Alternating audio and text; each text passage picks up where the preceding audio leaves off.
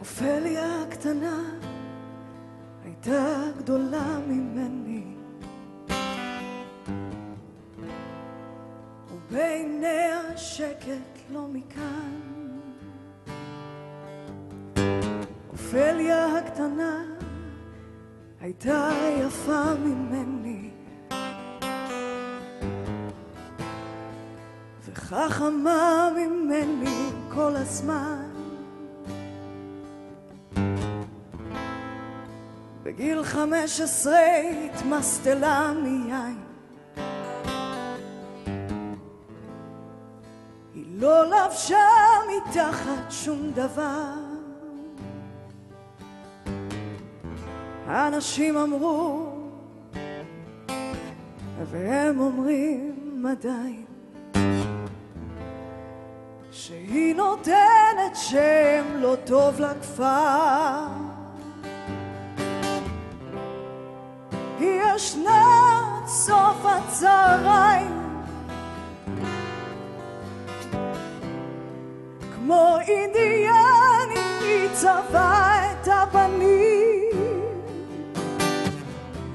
בכל מיני צבעים שלא יורדים במים. ואמא התביישה מהשכנים. אופליה הקטנה רצתה תמיד לנוע, היא לא הבינה מה זאת אהבה. הכדורים שלה עשו לה מצב רוח רע, ומין צורה כזאתי עצובה, עצובה. אני זוכרת אותה יפה ומחייכת כשלקחו אותה בסוף אל המוסד, ו40 דודים עמדו על יד הדלת, ובתור נשקו לה את היד. כבר 5 שנים מילה היא לא כתבה לי, את הפנים שלה קשה לי, כן קשה לי כבר לזכור. רק ההורים שלה הם אמרו שזה נורמלי, שזה רק משבר ושזה יעבור, שזה יעבור. ובליל סופה אני חולמת עליה,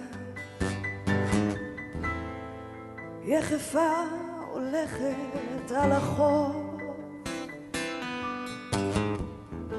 כותפת השמש, כותפת הירח, את הפרחים שאי אפשר לכתוב. אופליה הקטנה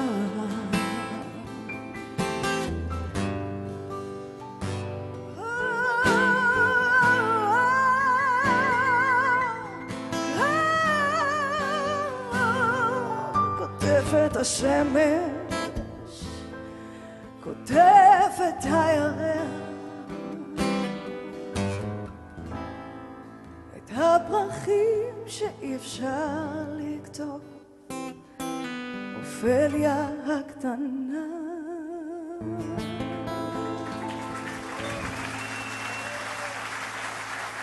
תודה על השיר הזה.